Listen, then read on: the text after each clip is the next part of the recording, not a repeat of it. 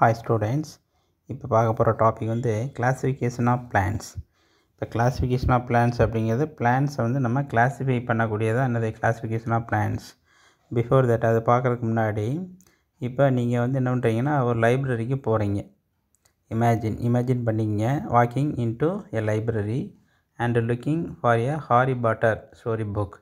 அங்கே போய் வந்து ஹாரி பாட்டர் கதை புக்கு உங்களுக்கு தெரியும். ஹாரி பாட்டரை பற்றி அந்த ஹாரி பாட்டர் கதை புக்கு வந்து இந்த லைப்ரரி நூலகத்தில் போய் எடுக்க போகிறீங்க.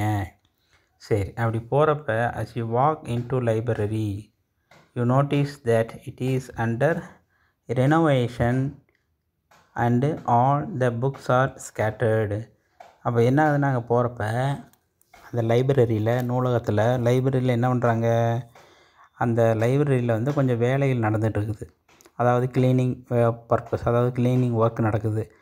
எல்லா புக்ஸ் எல்லாம் எடுத்து என்ன பண்ணுறாங்க, எல்லா ரேக்கெலாம் க்ளீன் பண்ணி ஒயிட் வாஷ் பண்ணுறது, இந்த மாதிரி ஒர்க்கு நடந்துகிட்ருக்குது. அப்போ ஒர்க்கு நடக்கிறப்ப என்ன ஆகும், பூரா புக்ஸ் எல்லாம் என்ன ஆகுன்னா அங்கங்கே செதறி கிடக்கும். புரியுதுங்களா?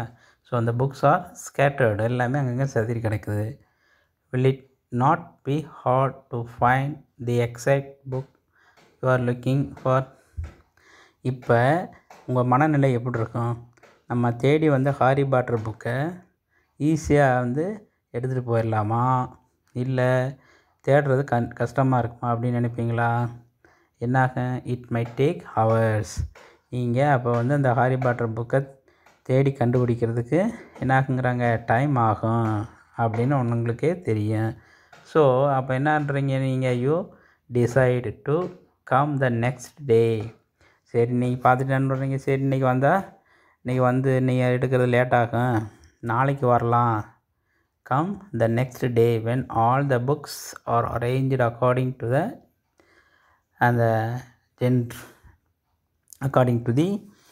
என்னது அதுபடி அந்த கிளாஸிஃபிகேஷன் பண்ணி அடுக்கி வச்சுருவாங்க. நாளைக்கு வந்தால் எல்லாமே அடுக்கி வச்சுருவாங்க. அப்போ நாளைக்கு வந்து என்ன பண்ணிக்கலாம், ஈஸியாக எடுத்துக்கலாம். புரியுதா? அப்படின்ட்டு என்ன பண்ணிடுறீங்க, போயிட்டு மறுநாள் வர்றதுக்கு முடிவு பண்ணுறீங்க. புரியுதுங்களா? இப்போ வந்து பார்த்தீங்கன்னா ஒன் ரேக் ஃபார் அட்வென்ச்சர்ஸ். அந்த லைப்ரரியில் வந்து பார்த்திங்கன்னா ஒரு ரேக் வந்து எதுக்கு இருக்குது, அட்வென்ச்சர்ஸ் அப்படிங்கிறது என்னது, உங்களுக்கு சாகச புத்தகங்கள், அதாவது சாகசம் பண்ண புத்தகங்கள்லாம் இருக்கும். அப்புறம் அனதர் ரேக் வந்து ஃபார் டிடெக்டிவ்னா என்ன அர்த்தம், அதாவது என்ன சொல்லுவாங்க, டிடெக்டிவ் கண்டுபிடிப்பு. அப்புறம் வந்து ஃபேண்டசி, அப்புறம் வந்து ஹாரர், என்சைக்ளோபீடியா அண்டு ஸோ இந்த மாதிரி ஒவ்வொரு ரேக் வந்து ஒரு டாப்பிக்கு தனியாக ஒதுக்கி அதில் வந்து அந்த புக்கெல்லாம் வச்சுருப்பாங்க. புரியுதுங்களா? இப்போ அந்த ஒவ்வொரு டாப்பிக்கும் ஒவ்வொன்றும் வச்சுருப்பாங்க. அதாவது என்னென்ன இருக்குது, திகில் புத்தகங்களா அதெல்லாம் ஒன்று, கற்பனை புத்தகங்கள்லாம் ஒரு ரேக்கில் வச்சுருப்பாங்க. அதேமாதிரி அகராதிகள் டிக்ஷனரிஸ் இருக்குது பார்த்திங்களா, அதெல்லாம் ஒரு ரேக்கில் அடுக்கி வச்சுருப்பாங்க. ஸோ இந்த மாதிரி ஒவ்வொரு ரேக்லேயும் வந்து ஒவ்வொரு டைப் ஆஃப் புக்ஸை வந்து அடுக்கி வச்சுருப்பாங்க.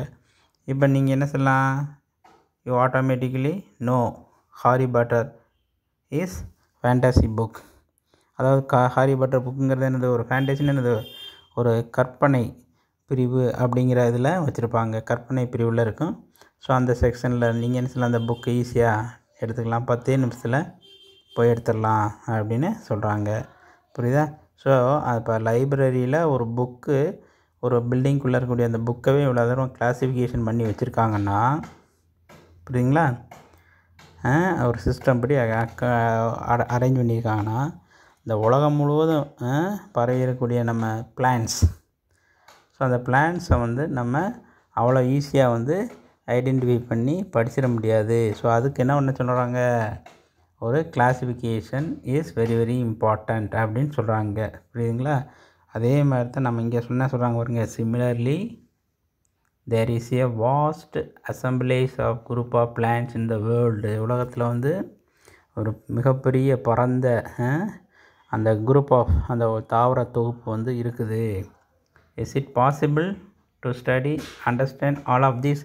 அது வந்து ஈஸியாக நம்ம படித்து தெரிஞ்சுக்க முடியுமா? முடியாது. No. Since it is difficult to study all these plants together, it is necessary to devise some means to make the possible. அதனால் அதை படிக்கிறதுக்கு என்ன தேவை இருக்குது, ஒரு கிளாசிஃபிகேஷன் அப்படிங்கிறது தேவைப்படுது அப்படின்னு சொல்கிறாங்க. சரி, இப்போ இந்த கிளாசிஃபிகேஷன் அப்படின்னு எடுத்துட்டோம்னா, the classification is essential to biology because there is a vast diversity of organisms. இதில் வந்து பார்த்திங்கன்னா பயாலஜி உயிரியல் வகைப்பாடு வந்து ரொம்ப முக்கியமானது. அது ஏன் சொல்கிறாங்கன்னா, அதில் வந்து பார்த்திங்கன்னா உங்களுக்கு டைவர்சிட்டி ஆஃப் ஆர்கானிசம்ஸ், பலதரப்பட்ட உயிரினங்கள் வந்து நம்ம பூமியில் இருக்குது. அதை வந்து என்ன பண்ணணும், டு ஷார்ட் அவுட், அதை பிரிக்கணும். அண்ட் கம்பேர், அதை வந்து ஒப்பிட்டு தனித்தனியாக பிரித்து வைக்கணும். ஒரே மாதிரி கேரக்டர்ஸ் எல்லாம் ஒன்றா வைக்கணும், டிஃப்ரெண்ட் கேரக்டர்ஸ் எல்லாம் தனித்தனியாக வைக்கணும்.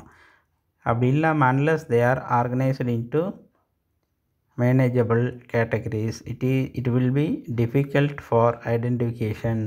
அப்படி நம்ம எல்லாம் கிளாஸிஃபிகேஷன் பண்ணாமல் விட்டுட்டோம்னா அது எப்படி இருக்குமா, நம்ம படிக்கிறதுக்கு அதை பற்றி தெரிந்து கொள்வதற்கு மிக கடினமாக இருக்கும் அப்படின்ட்டு சொல்கிறாங்க.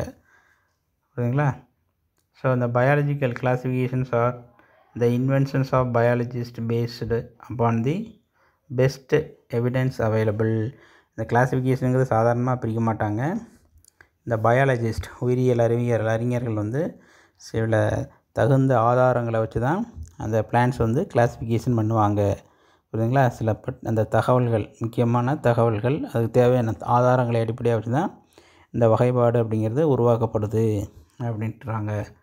So the scientific basis for cataloging and retrieving information about the tremendous diversity of flora is known as classification.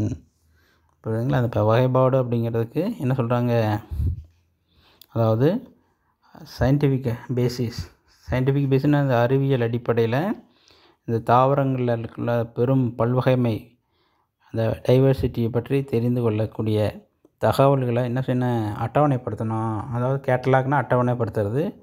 அப்புறம் அது இல்லாமல் அந்த தகவல்களை வந்து மீள பெறுவதற்கு, ரெட்ரைவிங்னு என்ன, திரும்ப அந்த தகவலை பெறுவதற்கு தகுந்த மாதிரி அந்த வகைப்பாடு வந்து இருக்கணும் அப்படிங்கிறதா இந்த வகைப்பாட்டில் வரையறுக்கப்படுகிறது. சரிங்களா? கிளாஸிஃபிகேஷன் என்ன தெரியுதா? சரி, இப்போ இந்த கிளாஸிஃபிகேஷன் வந்து எதுக்கு வழிவகுக்கிறது அப்படின்னா, classification paves way for the arrangement of organisms into groups on the basis of their similarities, dissimilarities. ஒரே மாதிரி பண்புகள் இருக்கிறதெல்லாம் ஒரு குரூப்பாகவும், டிஃப்ரெண்ட் பண்புகள் டிஸ்சிமிலாரிட்டிஸ், வேறுபட்ட பண்புகள் இருக்கலாம், தனியாகவும் பிரிக்கிறதுக்கு இந்த கிளாஸிஃபிகேஷன் யூஸ் ஆகுது. புரியுதுங்களா? இப்போ நம்ம ஒன்றும் இல்லை, நம்மளாம் தமிழர்கள், தமிழ் மொழி பேசுகிறவங்கலாம் தமிழர்கள் தமிழ்நாட்டில் இருக்காங்க, ஒரு குரூப்பாக பிரிக்கிறோமா? மலையாளம் பேசுகிறவங்கள கேரளா அப்படின்னு தனியாக பிரிக்கிறாங்களா? இதே மாதிரி தான் தாவரங்களில் ஒற்றுமையாக இருக்கக்கூடிய தாவரங்களெல்லாம் ஒரு குரூப்பாக, அது இல்லாமல் அதுக்கு சம்மந்தம் இல்லாமல் வேற்றுமையாக இருக்கிறதுனால அது தனியாக பிரிக்கிறாங்க. So the purpose of classification to provide a systematic arrangement. அதனுடைய இது வந்து என்னது, என்னுடைய பர்பஸ்ஸு அந்த தாவரங்களை வந்து ஒழுங்காக வகைப்படுத்துறதுக்கு ஒரு வழிவகுக்கிறது தான் இந்த கிளாஸிஃபிகேஷன் அப்படிங்கிறாங்க. புரியுதுங்களா? அடுத்து இப்போ இதில் வந்து பார்த்திங்கன்னா the relationship between the organisms, ஆர்கானிஸுக்கு இடையில் இருக்கக்கூடிய அந்த ரிலேஷன்ஷிப்பை எக்ஸ்ப்ரெஸ் பண்ணக்கூடியதான் அந்த கிளாஸிஃபிகேஷன் இருக்கணும். Taxonomists have assigned a method of classifying organisms which are called rank. வகைப்பாட்டியாளர்கள் என்ன பண்ணுறாங்க, ஒரு மெத்தடை வந்து கிளாஸிஃபிகேஷன், ஒரு ஆர்கானிஸை கிளாஸிஃபிகேஷன் பண்ணுறதுக்கு ஒரு அசைன் பண்ணுறாங்க. பார்த்திங்களா? அதுக்கு பேர் என்ன சொல்கிறாங்க, படிநிலைகள் அப்படின்னு சொல்கிறாங்க. டாக்ஸானா என்னது, இந்த ரேங்க்ஸ் அப்படிங்கிறது என்னது, படிநிலைகளை உருவாக்குறாங்க. ஸோ அந்த ரேங்க், அந்த டாக்ஸானமிக்கல் ரேங்க்ஸ் ஆர் ஹியரார்கியல், அதுக்கு பேர் என்னது ஹியரார்கியல் அப்படின்னு சொல்லுவாங்க, படிநிலைகள் அப்படிம்பாங்க. ஸோ இந்த scheme of classification has to be flexible. இந்த கிளாஸிஃபிகேஷன் எப்படி இருக்கணுமா, வளைந்து கொடுக்கக்கூடிய தன்மை, ஃப்ளெக்சிபிளாக இருக்கணும். புரியுதுங்களா? ஏன்னா பின்னாடி வந்து யாராவது அதை சேஞ்ச் பண்ணணும், ஆல்ட்ரு பண்ணோம்னா அதுக்கு தகுந்த மாதிரி இருக்கணும். allowing newly discovered living organisms to be ordered where they fit best. இப்போ புதுசாக ஒரு ஆர்கானிசம், ஒரு பிளான்ட்டை கண்டுபிடிச்சிருக்காங்கன்னா அந்த பிளான்ட்டோடைய டீட்டெயிலு அதை வந்து அந்த கிளாஸிஃபிகேஷன் கிளாஸிஃபிகேஷனில் இடையில நம்ம உள்ளே ஆட் பண்ணணும்னா அந்த மாதிரி அந்த கிளாஸிஃபிகேஷன் வந்து ஃப்ளெக்சிபிளாக இருக்கணும். புரியுதுங்களா? ஸோ இதெல்லாம் என்னது, கிளாஸிஃபிகேஷனில் வரக்கூடிய மெட்டீரியல். அடுத்து வந்து பார்த்திங்கன்னா நீட் ஃபார் கிளாஸிஃபிகேஷன். ஏன் வந்து நம்ம கிளாஸிஃபிகேஷன் பண்ணணும், அதனுடைய அவசியம் என்ன அப்படிங்கிறது ஒரு 3 பாயிண்ட் 3 மார்க் கொஷினில் கேட்பாங்க. இந்த கிளாஸிஃபிகேஷன் பண்ணுறதுல என்ன ஒரு இம்பார்ட்டன்ட் அப்படின்னா, understanding the classification of organisms can give insight into other fields as significant practical value. அதாவது உயிரினங்களுடைய வகைப்பாட்டை வந்து புரிந்து கொள்ளலாம், உயிரினங்களை வந்து வகைப்படுத்துறது புரிந்து கொள்ளலாம், மற்ற துறைகளை நுண்ணறிய அறிந்து கொள்வதற்கு நடைமுறையில் வந்து எளிதாக பயன்படுத்த இது வந்து உதவுது. புரியுதா? மற்ற துறைகளில் இருக்கக்கூடிய இன்சைட்னா என்ன அர்த்தம்? நுண்ணறிவு. புரியுதுங்களா? மற்ற ஃபீல்டில் இருக்கக்கூடிய நுண்ணறிவுகளை பற்றி தெரிந்து கொள்ள இது யூஸ் ஆகுது. அப்புறம் வந்து classification helps us to know about different taxa, their phylogenetic relationship and exact position.